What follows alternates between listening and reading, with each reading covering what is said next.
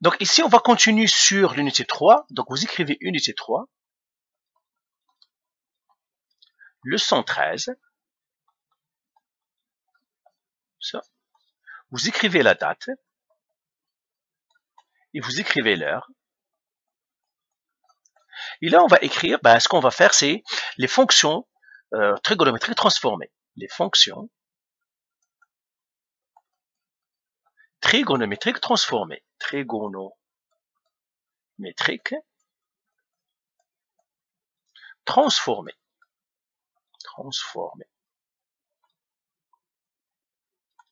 Alors, première, donc on va faire grand 1.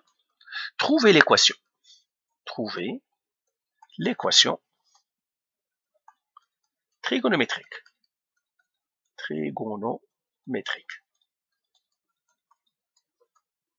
Alors ici, on va voir des exemples avec un graphique. Disons, j'ai ce graphique. Alors, on dit cette question-là, par exemple, nous disent détermine une équation à partir de transformation de y égale sinus x ou y égale à cosinus x. On veut trouver l'équation de ce graphique-là. On a un graphique, c'est une fonction cosinus-sinus, on sait ça. Seulement, on veut avoir l'équation. Alors, pour trouver l'équation d'une fonction trigonométrique, on l'avait faite en 11e année, seulement en degrés. Cette fois-ci, c'est les mêmes étapes qu'on a faites l'année dernière. On va les faire, mais avec les pi au lieu des degrés. Alors, première étape. Alors, première étape, donc je mettrai étape 1, bon, en fait, je fais comme ça, je fais étape 1. Alors, étape 1, trouver le minimum, le maximum, le minimum et la période. Alors, on identifie tout ça à partir du graphique. Le maximum, il suffit que je le regarde, le maximum, c'est 2. Donc, j'écris ici, le maximum, c'est 2. Le minimum, où est-ce qu'il est le minimum? Là encore, le minimum, il est là, c'est moins 2. Ici, je peux encore continuer, ici, c'est moins 2. Le minimum, c'est moins 2. Donc, j'écris moins 2. Maintenant, la période. Comment je peux trouver la période? Eh bien, pour trouver la période, on prend un maximum, bien un minimum, et c'est ça, et on soustrait. Alors, je vais effacer ici, je vais prendre d'un maximum à un maximum. Un maximum, ça c'est un maximum. Donc, je dois prendre de lui, ce maximum-là. Un autre maximum, il est là. Donc, je dois trouver, c'est ça la période, c'est cette distance-là. D'un maximum à un maximum, c'est ça une période. Donc, qu'est-ce que je dois faire? Je dois trouver premièrement les x de chacun des maximums. Alors, comment je vais le faire? Je vois ici que c'est les pi. Si ça, les pi vous dérange, ils vous mélangent, vous pouvez commencer à travailler avec les degrés. Alors, et c'est pour cela que je vous ai dit, par exemple, pi sur 2. C'est quel degré pi sur 2? C'est 90 degrés. Quel est le pi? C'est 180. C'est pour cela que je vous ai dit, vous devez savoir un petit peu. Donc, je sais que pi sur 2, lui, c'est 90 degrés. Lui, je sais que c'est pi. Lui, c'est 180. Donc, lui, c'est combien? Eh bien, je vois que lui, c'est la moitié, c'est 90, donc lui, c'est 45 degrés. Et 45 degrés, donc lui, c'est 45 degrés, ici. Donc, lui, c'est 90, lui, c'est 45. Donc, à chaque fois, on fait des bonds de 45, vous voyez? Donc, lui, c'est 90 plus 45. 90 plus 45, c'est 135 degrés.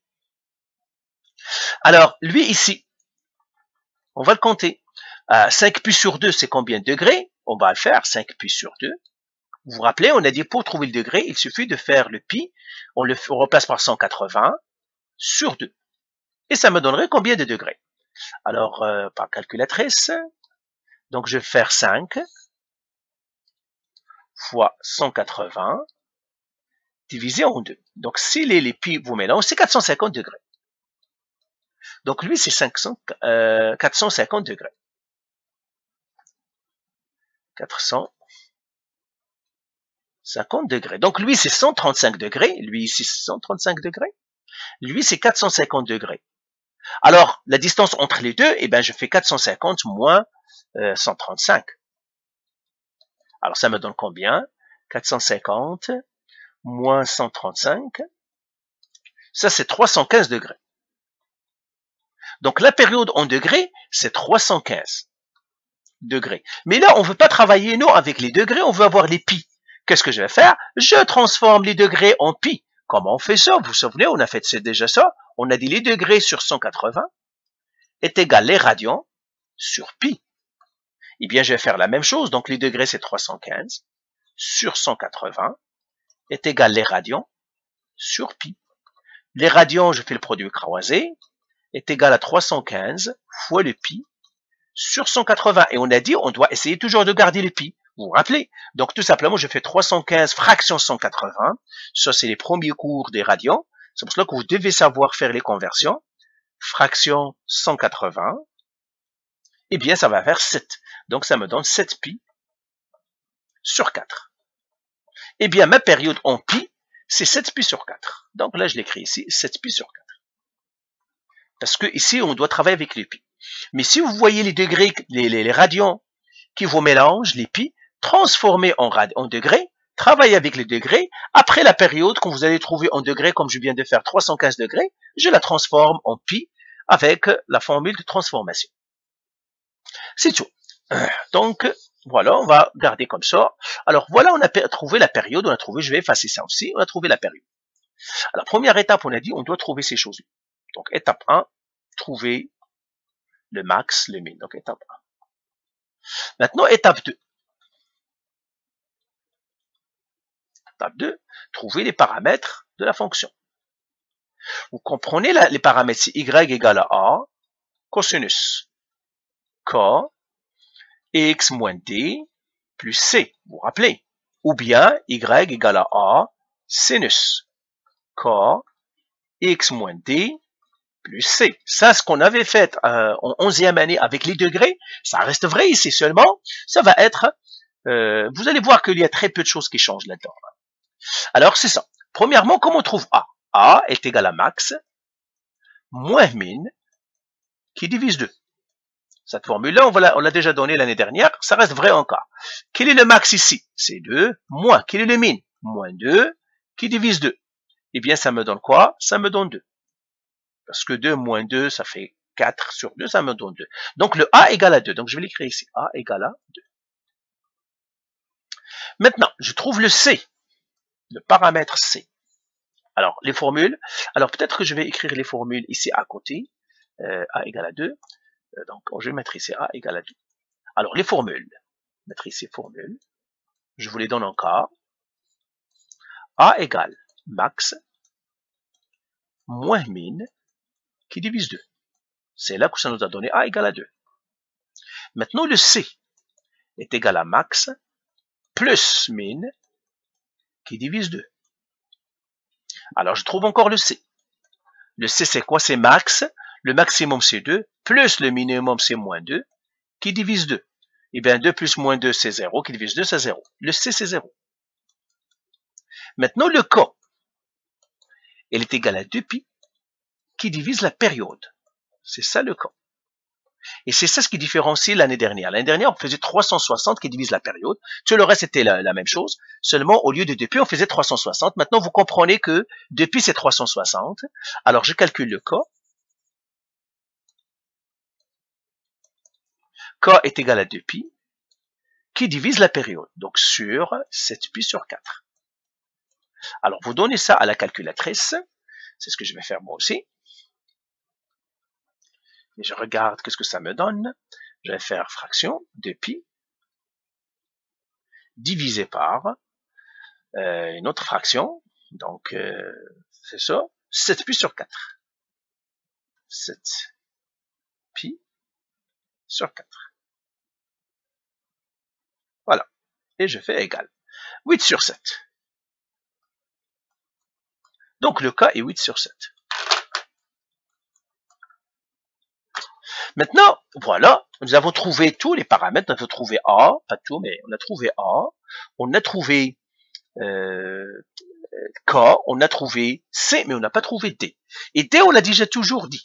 Alors, ici, on va faire, parce que c'est les formules que je vous ai données ici, on va faire ici, trouver D.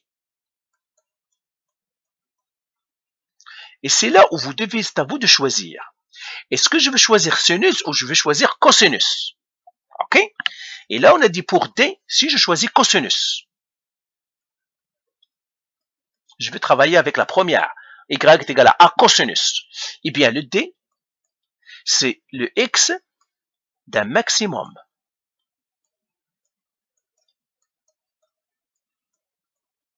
C'est ça ce que c'est le D. Si je choisis sin, Et bien le D, le X d'un point d'inflexion. D'un point d'inflexion. Alors, ici, dans l'exercice, il nous dit choisissez sinus ou cosinus. Moi, je vais faire les deux pour que vous sachiez comment on les fait. Alors, je vais effacer en haut et on va faire premier choix si j'ai choisi cos. Donc, ici, je fais choix, premier choix, cos. Donc, je mettrai avec une autre couleur. Choix, si j'ai choisi cos. Alors, un maximum, je prends n'importe lequel maximum. Généralement, je prends le maximum à côté du 0. Je prendrai ce maximum-là. Alors, ce maximum-là, quels sont x? Alors, ça, encore, on a dit, ce sont des bonds de 45 degrés. Ça, c'est pi sur 2. OK?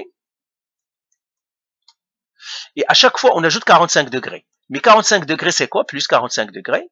Mais les 45 degrés, c'est quoi? 45 degrés, c'est pi sur 4. Alors, je vais ajouter pi sur 4. À chaque fois, on fait des bonds de copier, donc je vais plus sur 4. Plus pi sur 4. Et celui-là, ça me donne, ou bien si ça vous mélange, regardez, je vais travailler avec les degrés, hein, parce que je ne veux pas que ça vous mélange. Ça, c'est 90 degrés. Ça, c'est 45, donc plus 45. 90 plus 45, c'est 135 degrés. Je transforme ça maintenant avec les radians. Comment je le fais? Les degrés sur 180 égale à les radians sur les pi. Et là, si je fais ça, ça me donnerait les radians est égal à 135 sur 180 fois pi. Je fais ça à ma calculatrice. Ça me donnerait 5 pi sur 4, mais je vais le faire quand même. 135 fraction 180. 3 pi sur 4, pardon. 5 pi sur 4, mais 3 pi sur 4. Donc, ça me donne 3 pi sur 4. Donc, ce maximum-là, c'est 3 pi sur 4. Voilà. Donc, 3 pi sur 4. Donc, si je vais choisir ici le cosinus, je peux choisir ce maximum. Et ce maximum-là, je choisis D égale 3 pi sur, je vais le faire en jaune, 3 pi sur 4. Ici, D égale 3 pi sur 4. Donc, travaillez avec les degrés si vous n'êtes pas encore, vous savez pas encore manier les pi. Travaillez avec les degrés jusqu'à ce que vous soyez correct. Alors, D est égal. Maintenant, l'équation, donc réponse. Y égale A. Donc, le A, c'est combien? C'est 2. Cosinus, le K c'est combien? C'est 8 sur 7. X moins D, D c'est 3 pi sur 4. Plus C, C c'est 0. Donc, plus rien. Plus 0, mais 0 est inutile, donc je ne le mets pas ici. Donc, ça c'est le premier choix. Deuxième choix. Si j'ai choisi sin, mais j'ai le droit de choisir qu'un seul, hein, vous ne l'avez pas, moi je l'ai fait ici parce que je dois vous donner D égale.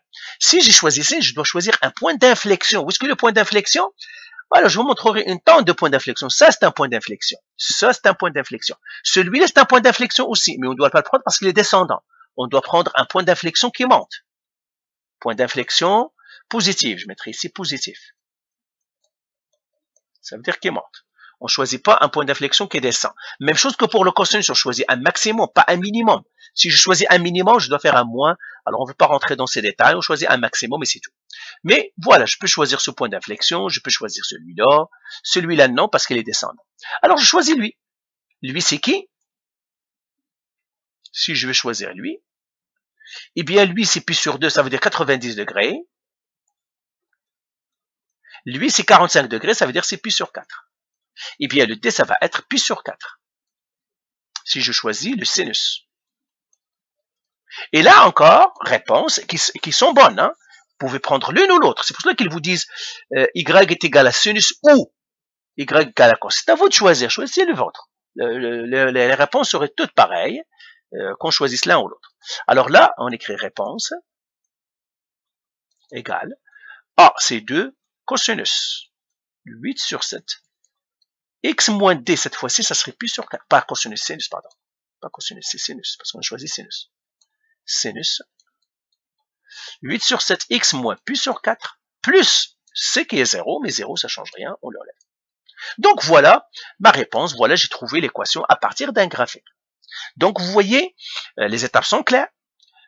Manier plus le pi, C'est ça ce qui est. Si vous voyez que les pi vous mélangent, transformez les pi en degrés, mais à la fin, vous retransformez les degrés en pi, parce que c'est ça, c'est les radians qu'on doit utiliser à la fin.